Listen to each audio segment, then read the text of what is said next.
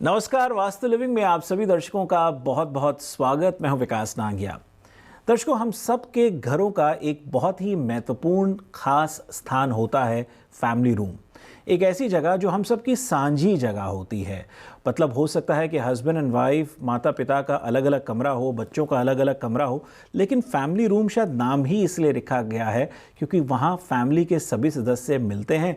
हो सकता है कुछ लोग उसको फैमिली रूम सिर्फ बातों के लिए, गपशप मारने के लिए रखते हों, कुछ हो सकता है कि गेस्ट्स को एंटरटेन करने के लिए रखते हों, और कुछ हो सकता है कि उसको एंटरटेनमेंट रूम के नाते भी यूज़ कर रहे हों। लेकिन फैमिली रूम जो है सांझी जगह है और वहाँ पर बातें बनती भी हैं और बनते बनते बिगड़ भी जाती हैं। आज हम वास्तु लिविंग में हमारी वास्तु और फंक्शुई कंसल्टेंट पल्लवी जी से फैमिली रूम एंड वास्तु पर बातचीत करेंगे। पल्लवी जी, वास्तु लिविंग में आपका स्वागत। शुक्रिया। फैमिली रूम एंड वास्तु, क्या कहेंगे?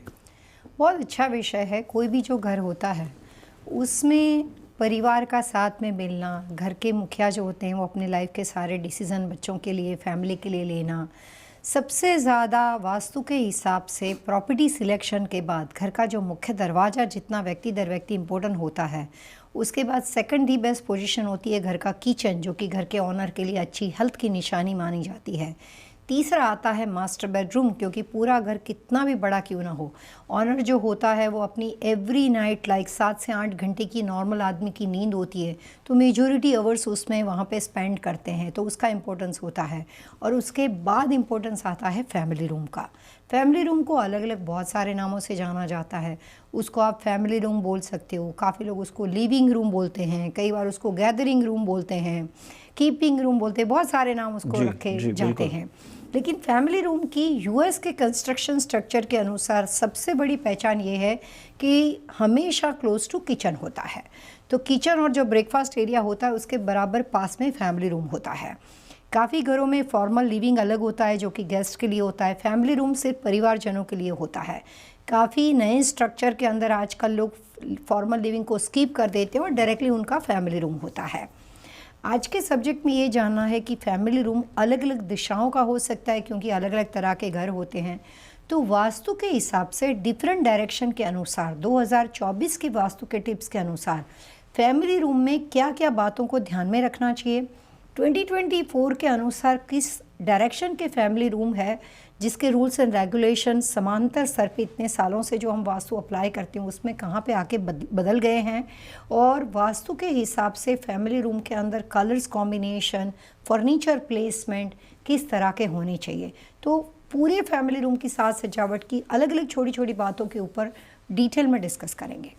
जी ज़रूर। और पल्लवी जी अक्सर कहती हैं कि एक राह और सही दिशा जो ज़िंदगी बदल दे, तो यहाँ बताइए कि फैमिली रूम की दिशा किस तरह, कहाँ होनी चाहिए? ज़्यादातर वास्तु के हिसाब से फैमिली रूम एक ऐसी दिशा होती है जिसके घर के मुखिया का आप डिसीजन मेकिंग कॉर्नर बोल सकते हो, क्योंकि ज़्यादातर लोग वहाँ पे बैठते हैं, रिलैक्स होते हैं और अपने परिवार के बारे में जो भी इंपॉर्टेंट डिसीजन होते हैं, पति पत्नी को आपस में सलाह लेनी है, माता पिता बच्चों के साथ बात करनी है, तो बहुत सारी सलाह फैमिली रूम में ली जाती है, इसीलिए उसको डिसीजन मेकिंग कॉर्नर भी बोलते हैं। वास्तु के हिसाब से कुछ चीज़ें व्यक्ति दर व्यक्ति इंडिविजुअल बदल जाती है। वैसे अगर जहाँ पे मुझे कस्टम होम बनाने का ऑप्शन मिलता है या सेमी कस्टम होम बनाने का ऑप्शन मिलता है, क्योंकि मैं प्रोजेक्ट कंसल्टेंट हूँ, मैंने काफ़ी सारे कस्टम होम यूएस में बनाए हैं, तो जहाँ पे हमें पहले से ऐसा मौका मिलता है वहाँ पे हम घर के मुखिया के दिशा को ध्यान में रखकर, घर की वाइफ के हिसाब से उनके किचन की पोजीशन को ध्यान में रखकर फैमिली रूम के बारे में दिशा डिसाइड करते हैं। लेकिन अगर हम कॉमन वास्तु प्रिंसिपल के हिसाब से बात करें तो कॉमन वास्तु प्रिंसिपल के हिसाब से फैमिली रूम का जो शेप होता है वो ज़्यादातर ऑस्पिशियस शेप जो होता है वो रेक्टेंगुलर शेप में माना जाता है। उसमें ऑड नंबर का होगा या इवन नंबर का होगा, वो बात वहाँ पे भी व्यक्ति दर व्यक्ति बदल जाती है, लेकिन कॉमन वास्तु प्रिंसिपल के हिसाब से जितना बढ़ता है उतना ज़्यादा अच्छा माना जाता है। तो इवन नंबर का फैमिली रूम का जो कैलकुलेशन यानी कि जो मेज़रमेंट होता है रूम का वो बहुत अच्छा माना जाता है, और उसको कई बार एक कैलकुलेशन होती है जिसको बोलते हैं वास्तु आयान नंबर। वास्तु आयान नंबर को हम तब अप्लाई करते हैं जब हमें कस्टम और सेमी कस्टमाइज होम का ऑप्शन होता है, तब हम हर रूम के स्ट्रक्चर के हिसाब से आपकी डेट ऑफ बर्थ और आपके वास्तु आयन कैलकुलेशन के हिसाब से उस रूम के कमरे वगैरह के स्क्वायर फीट डिसाइड करते हैं। लेकिन समांतर स्तर पे इवन नंबर जो होता है वो काफ़ी अच्छा माना जाता है। और तीसरी इम्पोर्टेंट बात होती है कि कार्डिनल दिशा के बने हुए फैमिली रूम को बहुत अच्छा माना जाता है। जैसे कई बार हो सकता है आपका घर वित्तिशूल पे हो और आपके घर के सामने front facing north east, south west पड़ता हो, तो डायगनली अगर आपका नॉर्थ ईस्ट का मेन एंट्रेंस डोर है तो family room automatically south west में आ सकता है, साउथ ईस्ट में आ सकता है, नॉर्थ ईस्ट में आ सकता है, सब कार्डिनल में आ सकता है। तो उसके जवाब में मैं ये समझाने की कोशिश करी कि instead of any kind of सब कार्डिनल डायरेक्शन, अगर वो कार्डिनल दिशा यानी कि नॉर्थ का फैमिली रूम हो, ट्रू नॉर्थ, कंपास के हिसाब से ट्रू नॉर्थ का होना चाहिए, ईस्ट का बना हुआ हो, वेस्ट का बना हुआ हो या क्लियर साउथ का बना हुआ हो, तो उसको बहुत ही अच्छा मानते हैं। और एक कॉमन वास्तु प्रिंसिपल के हिसाब से व्यक्ति दर व्यक्ति बात अलग अलग होने के बावजूद भी सबसे आइडियल ऑस्पिशियस फैमिली रूम जो है वो नॉर्थ का, ईस्ट का और वेस्ट का माना जाता है। जी, अधिकांश घरों में पल्लवी जी ऐसा होता है कि किचन, फिर थोड़ा डाइनिंग एरिया होता है और फिर फैमिली रूम जो है अटैच होता है, क्योंकि ओपन किचन का कॉन्सेप्ट होता है, तो एक लंबा सा एक हॉल जैसा हो जाता है, यानी कि फैमिली रूम एंड किचन साथ साथ हो जाता है। और अक्सर ये होता है कि कई दफ़ा फैमिली रूम की चीज़ें किचन में पहुंच जाती हैं और किचन की चीज़ें फैमिली रूम में पहुंच जाती हैं, क्या कहेंगे? हर घर जो होता है वो घर में रहने वाले लोगों से बनता है। अगर लोग ऑर्गेनाइज है तो ऐसा रेयर केस में होगा कि कभी बच्चे खेल कूद करते हैं तो ऐसा हो सकता है, लेकिन घर में छोटे बच्चे होते हैं तो फैमिली रूम में क्रीब भी होती है, खिलौने भी होते हैं। आम तौर पे अगर घर में सारे मैच्योर लोग रहते हैं तो फैमिली रूम में टेलीविज़न का होना बहुत ही स्वाभाविक माना जाता है। परिवार साथ में रहकर टेलीविज़न देखता है। फायर प्लेस तो फैमिली रूम में 99% होती ही होती है, तो फायर प्लेस का प्लेसमेंट होता है। और सबसे ज़्यादा जब फैमिली रूम को डेकोर किया जाता है तो वहाँ पे एक सिटिंग अरेंजमेंट यानी कि सोफ़ा सेट लगाया जाता है। जब आपके घर में वास्तु कंसल्टेशन वास्तु करने के लिए आते हैं तो सबसे पहले ये देखते हैं कि फैमिली रूम का सिटिंग अरेंजमेंट किस दिशा में बना हुआ है। मान लेते हैं कि आपका घर बहुत सही दिशा में है, आपके मास्टर बेडरूम में आपकी स्लीपिंग पोजीशन भी बहुत सही दिशा में है, लेकिन किसी वजह से जिस सोफ़े पे यानी कि सिटिंग अरेंजमेंट के अंदर बैठ के आप अपनी लाइफ का और फैमिली का सारा डिसीज़न लेते हो, अगर वहाँ पे वो व्यवस्था गलत है तो आपको सबसे पहले नोट करके बताया जाता है कि आप अपने फैमिली रूम का सिटिंग अरेंजमेंट है उसको ऑस्पिशियस यानी कि आपके हिसाब से अप्रोप्रिएट डायरेक्शन में आप चेंज कीजिए। तो कई बार आपका फैमिली रूम बहुत सुंदर है, आपने फर्नीचर प्लेसमेंट ऐसे किया है कि आप जब टीवी देखते हो, ज़्यादातर लोग टीवी को फेस करते हुए ही सीटिंग अरेंजमेंट बनाते हैं, वो कॉमन साइकोलॉजी होती है। तो अगर आपका टीवी साउथ वॉल पे है तो ऑटोमेटिकली आपका पूरा सीटिंग अरेंजमेंट है वो टूवर्ड साउथ को फेस करेगा।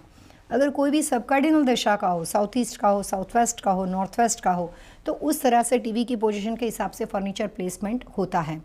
यहाँ पे वास्तु कंसल्टेंट होने के नाते मैं इतना बताना चाहूँगी कि कोशिश कीजिए कि फैमिली रूम के अंदर आपका सेटिंग अरेंजमेंट हो वो टूवर्ड्स नॉर्थ फेसिंग हो, ईस्ट फेसिंग हो, वेस्ट फेसिंग हो। अगर सब कार्डिनल का बना हुआ हो तो नॉर्थ ईस्ट फेसिंग हो या नॉर्थ वेस्ट फेसिंग हो। एक छोटा सा ब्रेक लेते हैं, ब्रेक के उस पार हम पल्लवी जी से आज के दिलचस्प विषय पर बातचीत को जारी रखेंगे। Will be right back after these messages. Pallavi ji, Vastu living में आपका फिर से स्वागत। फैमिली रूम जो है, अब ऐसी परिस्थिति हो सकती है कि सिटिंग डायरेक्शन जैसा आपने कहा कि बहुत महत्वपूर्ण है, उसके अतिरिक्त उसके साथ और कई चीज़ें हो सकती हैं जिसका रख रखाव बहुत मायने रख जाता है। मुझे याद है कि मैं अपने किसी फ्रेंड के यहाँ गया हुआ था तो उन्होंने अपने फैमिली रूम में जगह शॉर्टेज की वजह से कहो या इजी होने की, घर तो बड़ा था लेकिन घर के अंदर इजी एक्सेस की वजह से उन्होंने ट्रेडमिल भी वहाँ रखा हुआ था। तो ऐसी कई भारी भारी चीज़ें आ जाती हैं। कई लोगों ने एक्वेरियम रखा होता है, फायर प्लेस जैसे मैंने कहा होता है, नेचुरल प्लांट होता है। तो ये चीज़ें रखना किस हद तक सही है? उनको लगा था कि भाई किचन सामने है, बच्चे भी आसपास खेल रहे हैं, तो उन्होंने ट्रेडमिल वहाँ रखा हुआ था, जो मुझे लगा कि हाँ कंफर्ट के हिसाब से तो सही है, लेकिन क्या इतनी भारी चीज़ रखना सही है? वास्तु के हिसाब से फैमिली रूम का जो डेकोरेशन होता है वो उसके दिशा के हिसाब से किया जाता है, कोई स्टैंडर्ड फॉर्मेट नहीं होती है। जिस दिशा का फैमिली रूम बना हुआ है उसके हिसाब से उसका डेकोरेशन सही होता है या गलत हो सकता है। तो अगर आपके घर की व्यवस्था के अनुसार फैमिली रूम आपका नॉर्थ, नॉर्थ ईस्ट और ईस्ट में पड़ता हो तो आप कोई भी तरह के जिम के इक्विपमेंट्स है यानी कि ट्रेडमिल है या कोई भी तरह के हैवी इक्विपमेंट्स है वो वहाँ पे नहीं रखना चाहिए। काफ़ी बार ऐसा होता है कि लोग फैमिली रूम के अंदर काफ़ी बार मिरर का प्रयोग बहुत ज़्यादा डेकोरेशन में करते हैं। और फैमिली रूम जो है वो ऑलवेज़ क्लोज टू किचन होता है। काफ़ी बार फैमिली रूम में बैठकर आपको किचन का व्यू जो होता है वो बिल्कुल स्ट्रेट आता है। तो किचन के अंदर आपका कुकिंग होता है, आप खाना बनाते हो, तो वास्तु के हिसाब से फैमिली रूम के डेकोरेशन के अंदर मिरर का प्रयोग बिल्कुल नहीं करना चाहिए, क्योंकि फैमिली रूम मेन डोर से भी विजिबल होता है, किचन एरिया से भी विजिबल होता है, और वास्तु प्रिंसिपल के अनुसार आपके मुख्य द्वार का भी मिरर रिफ्लेक्शन नहीं होना चाहिए, किचन का भी रिफ्लेक्शन नहीं होना चाहिए। और बहुत बार घर का मुखिया उसको डिसीजन मेकिंग कॉर्नर की तरह यूज़ करता है, बहुत सारे डिसीजन लेता है। कई बार लोग अपना बिजनेस करते हैं, लॉन्ग डिस्टेंस फ़ोन कॉल पे उनका काम चलता है, तो फैमिली रूम में रिलैक्स होकर उस चेयर पे बैठ के वो लोगों से बातें करते रहते हैं। तो उस कंडीशन में अगर वो आपका डिसीजन मेकिंग कॉर्नर है तो ऑनर का मिरर रिफ्लेक्शन वहाँ पे नहीं होना चाहिए। तो ये तमाम छोटी छोटी बातों को ध्यान में रखकर और फैमिली रूम के पर्पस को ध्यान में रखकर वास्तु प्रिंसिपल के हिसाब से किसी भी दिशा का फैमिली रूम आपका क्यों ना बना हुआ हो, कोई भी तरह की पर्सनालिटी के लोग वहाँ पे कॉम्बिनेशन के लोग रहते क्यों ना हो, लेकिन फैमिली रूम में कभी भी मिरर का डेकोरेशन जो है वो नहीं करना चाहिए। और फायर प्लेस आमतौर पे हमेशा फैमिली रूम में होती है, लेकिन फैमिली रूम में फायर प्लेस अगर गलत दिशा में हो तो उसका आप उपयोग करना बंद कर दीजिए, क्योंकि अमेरिका के जो घर होते हैं, न्यूजीलैंड, ऑस्ट्रेलिया, यहाँ के यूके के जो घर होते हैं, कनाडा के घर होते हैं, वहाँ पे सेंट्रल हीटिंग सिस्टम होती है, सेंट्रल एसी होता है। तो वहाँ पे फायर प्लेस का प्रयोग अगर आप करो ना करो, आपके लिए सिर्फ महज एक शौक का विषय बन जाता है। तो कई बार हमें लगता है कि इनका फैमिली रूम जो है वो नॉर्थ यानी उत्तर दिशा, ईस्ट यानी पूर्व दिशा, नॉर्थ ईस्ट यानी ईशान दिशा, और नॉर्थ वेस्ट यानी वायव्य दिशा, वेस्ट यानी पश्चिम दिशा का बना हुआ हो, तो ये तमाम दिशाओं के अंदर फायर प्लेस का प्रयोग जो है वो नहीं करना चाहिए। फायर प्लेस के आसपास का डेकोर हो वो कैसा हो, और ज़्यादातर लोगों का यही होता है कि फायर प्लेस के ऊपर फिर जो है टेलीविज़न लगा हुआ होता है। हमेशा फैमिली रूम दूसरे रूम कमरों के मुकाबले में थोड़ा बड़ा होता है, क्योंकि वहाँ पे लोगों को गैदर करना है, मिलना है, गैदरिंग रूम बोलते हैं उसको। तो इस कंडीशन में जो फैमिली रूम को बनाने के लिए वास्तु प्रिंसिपल के हिसाब से जो भी आप स्ट्रक्चर वहाँ पे रखते हो, डेकोरेशन करते हो, प्लेसमेंट करते हो, उसमें ये बातों को रखा जाता है कि अगर आपको फैमिली के पिक्चर्स लगाने हैं तो आप नॉर्थ वॉल पे, ईस्ट वॉल पे लगा सकते हो। एंसेस्टर के पिक्चर्स लगाने हैं तो आप साउथ वॉल पे लगा सकते हो, क्योंकि वास्तु में कोई भी एंसेस्टर के पिक्चर आप बेडरूम में नहीं लगा सकते हो। तो इस कंडीशन में सिर्फ बचता है फैमिली रूम, तो आप फैमिली रूम में लगा सकते हो। फॉर्मल लिविंग, फॉर्मल डाइनिंग में वो सही नहीं लगता है, तो फैमिली रूम में लगा सकते हो। और जहाँ पे भी बात स्विंग यानी कि झूला लगाने की होती है, तो वास्तु के हिसाब से अगर आपका फैमिली रूम साउथ वेस्ट यानी नैऋत्य दिशा का बना हुआ हो, साउथ यानी दक्षिण दिशा का बना हुआ हो, तो वो दो कंडीशन के अंदर आप स्विंग नहीं लगा सकते हो। नॉर्थ और नॉर्थ ईस्ट का बना हुआ हो, यानी कि उत्तर और ईशान दिशा का बना हुआ हो, तो वहाँ पे आप लाइट वेट का स्विंग लगा सकते हो, लेकिन बहुत हैवी स्विंग नहीं लगा सकते। कई बार क्या होता है, लोग काफ़ी बड़ा स्विंग का काफ़ी वेट होता है, तो अगर वहाँ पे नॉर्थ और नॉर्थ ईस्ट का फैमिली रूम हो तो टॉल और हैवी वेट वाली चीज़ों को वास्तु अलाउड नहीं करता है, मान्यता नहीं देता है। तो इस तरह के बजाय आप लाइट कोई भी तरह के स्विंग की व्यवस्था को यूज़ कर सकते हो। तो कहीं पे स्विंग लगता है, कहीं पे नहीं लगता है। उसके बजाय आप रॉकिंग चेयर का प्रयोग अगर आप करते हो तो वहाँ पे आपके लिए काफ़ी अच्छा, आप कोई भी तरह की रॉकिंग चेयर बाय कर सकते हो। कई बार लोग फैमिली रूम में मसाज चेयर का प्रयोग करते हैं। मसाज चेयर भी काफ़ी हैवी होती है। अगर आपके घर का नॉर्थ और नॉर्थ ईस्ट का फैमिली रूम बना है और आप काफ़ी हैवी इक्विपमेंट्स का प्रयोग करते हो, ट्रेडमिल जैसे आपने कहा, कोई भी तरह के स्विंग्स वगैरह हो गए, मसाज चेयर हो गई, तो उस कंडीशन में घर का जो मुखिया होता है वो वास्तु दोष की वजह से हर छोटी छोटी बातों के अंदर वो स्ट्रेसफुल सिचुएशन में रहता है, और छोटी छोटी वजह जो है उसके लिए बहुत भारी मतलब टेंशन की वजह बन जाती है। तो अगर आप अपने घर में स्ट्रेसफुल एनर्जी को नहीं चाहते हो तो फैमिली रूम की दिशा के हिसाब से उसका डेकोरेशन करना चाहिए। बहुत अच्छी जानकारी आपसे मिल रही है। तो ये भी आभास होता है घर के डेकोर के हिस्से का एक महत्वपूर्ण पहलू है कलर्स, कि उसके दीवारों का रंग क्या हो, कर्टन्स के क्या रंग हो। और फिर दूसरा ये भी कि कई फैमिली रूम ऐसे होते हैं कि जिनकी हाई सीलिंग होती है, कैथीड्रल सीलिंग टाइप होती है, डबल हाइट होती है, और कुछ की जिसकी हाइट नॉर्मल हो या नॉर्मल से भी कभी कभी कम हो जाती है। ये दोनों परिस्थितियाँ एक दूसरे से अलग है कि भी अगर हाइट डबल हाइट हो तो क्या उसके मायने हैं, कम हो तो क्या मायने हैं, और कलर्स को लेकर के क्या गाइड करेंगे। जैसे हम कंस्ट्रक्शन स्ट्रक्चर में घर लेते हैं तो हमारे को अलग अलग तरह के उसके नाम सुनाई देते हैं। Apartment, town home, single family home, mention, villa जिसको हम बोलते हैं, इस तरह के नाम सुनाई देते हैं। तो वो सब चीज़ के डिफरेंस कंस्ट्रक्शन स्ट्रक्चर से ही आते हैं। अगर हम जब अपार्टमेंट या टाउन होम की बात करते हैं तो उसकी हाइट जो होती है, पूरे घर के सारी हाइट सेम होती है, और वो करीबन 8 या 9 फीट, मेजोरिटी 8 फीट की होती है। जब हम सिंगल फैमिली होम के बारे में बात करते हैं तो कई बार वहाँ पे भी आपको 8 फुट 9 फीट 10 फीट तक की हाइट मिलती है।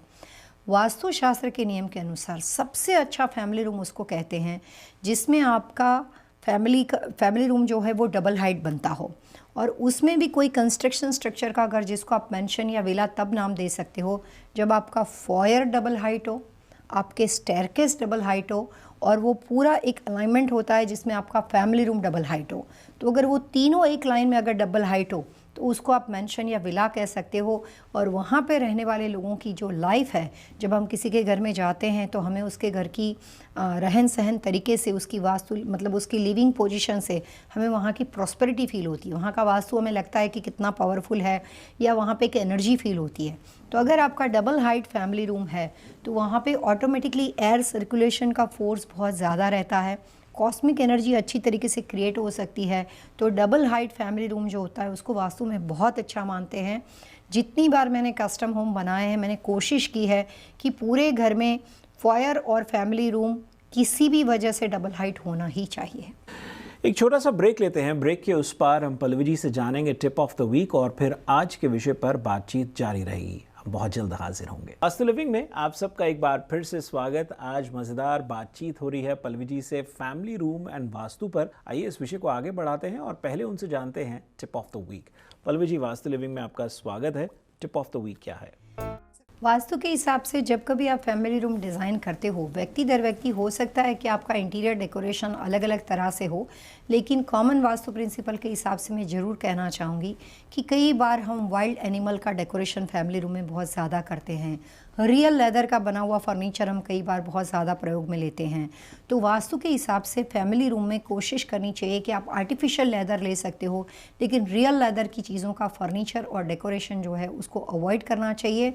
और अगर आपका कंट्री हाउस हो या कोई ख़ास तरह की आपकी व्यवस्था ना हो, यानी कि जैसे हम बोलते हैं कि वुडेड घर होता है जिसमें पूरे डिज़ाइन डिफरेंट होती है कंट्री हाउस की, इसके अलावा जो रेगुलर घर होते हैं उसमें फैमिली रूम के अंदर वाइल्ड चीज़ों का डेकोरेशन, वाइल्ड एनिमल का डेकोरेशन, अलग अलग तरह के ऑब्जेक्ट का डेकोरेशन, हो सके वहाँ तक वेपन और वाइल्ड चीज़ों का डेकोरेशन, वाइल्ड चीज़ों का अवॉइड करना चाहिए। जी पल्लवी जी, ब्रेक से पहले मैंने जहाँ रखरखाव की बात करी थी वहाँ कलर्स का भी जिक्र किया था, तो कलर्स के बारे में भी मैं आपसे समझना चाहता हूँ। और क्योंकि अभी आपने वाइल्ड एनिमल की बात करी तो वहाँ एनिमल से थोड़ा सा आगे बढ़ते हुए पेट्स की बात करता हूँ मैं, कि पेट्स जो होते हैं वो घर के ही सदस्य हैं, घर के ही परिवार के सदस्य हैं, एक जीता जीव है। फिर वो हो सकता है कि वो कोई पपी हो यानी डॉग हो, कैट हो सकता है। आजकल तो लोग तरह तरह के पेट्स को घर में, एक्वेरियम हो सकता है, तरह तरह के पेट्स को घर में रखते हैं। उस लिहाज से भी थोड़ा गाइड कीजिए कि भी, और वो फैमिली रूम में ही अधिकांश रूप से उनका रख रखाव होता है। तो पहले पेट्स के बारे में समझ लेते हैं और फिर कलर्स के ऊपर आएंगे कि कलर्स क्या किसको प्राथमिकता आप देते हैं। फैमिली रूम जितना ही अपने घर के लोगों के सदस्यों का बना हुआ हिस्सा होता है उतना ही वो पेट्स का हिस्सा होता है, क्योंकि पेट्स होते हैं वो भी पार्ट ऑफ द फैमिली होते हैं। कई बार आजकल तो ये भी माना जाता है कि हस्बैंड वाइफ बच्चे और अगर घर में डॉग या कोई भी तरह का पेट्स होते हैं तो बोलते हैं कि ये फैमिली कंप्लीट हो गई। तो इसका मतलब ये होता है कि फैमिली रूम के अंदर आप अपने कोई भी तरह के पेट्स, चाहे बर्ड्स हो सकते हैं, चाहे डॉग हो सकता है, कैट हो सकती है, जो भी चीज़ आप रखना चाहते हो आप उसका प्रयोग कर सकते हो। यहाँ पे जो वाइल्ड एनिमल के बारे में बात की है उसका मतलब ये होता है कि काफ़ी लोग लेपर्ड के पिक्चर, टाइगर के पिक्चर, लायन के पिक्चर फैमिली रूम के अंदर लगा देते हैं।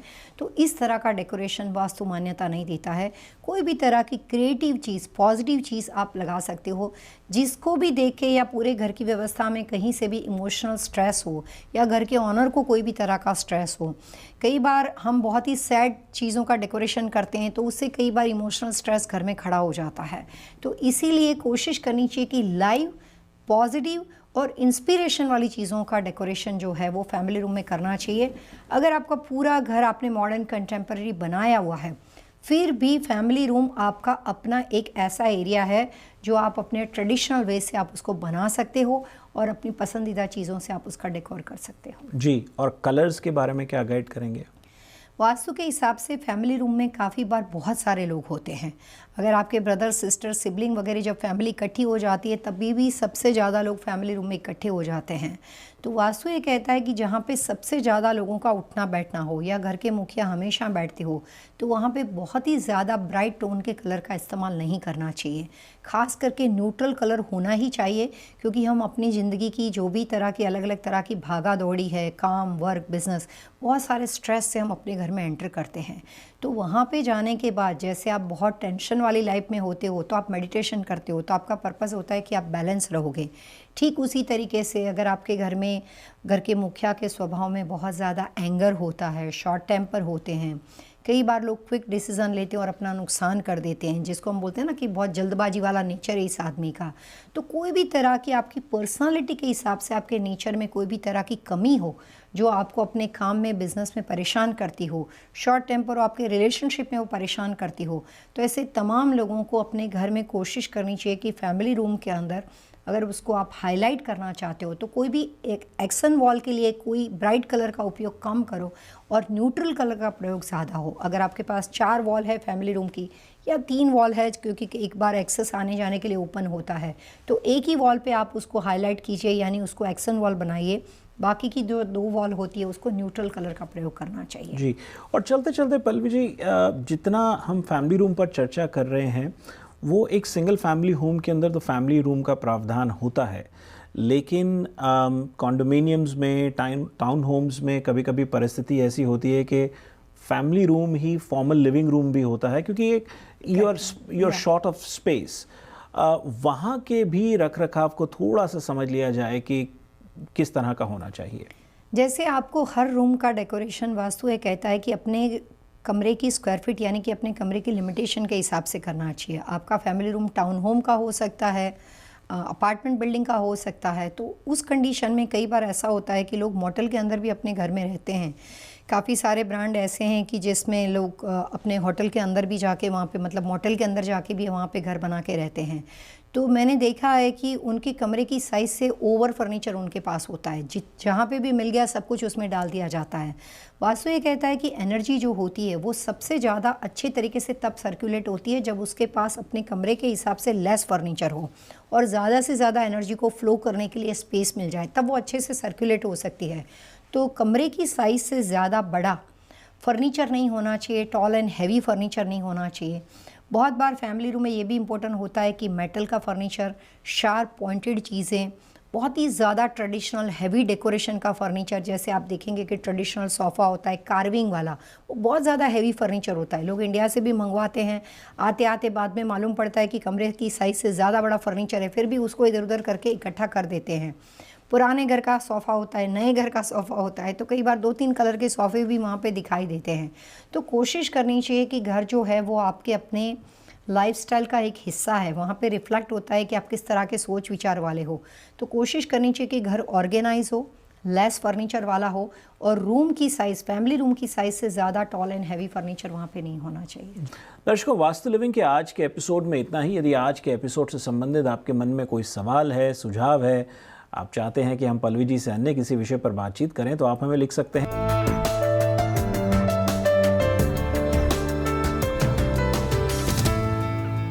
दर्शकों से आइए पल्लवी जी अगले अंक तक के लिए मिलकर के आज्ञा लेते हैं। Wish you all happy vastu living.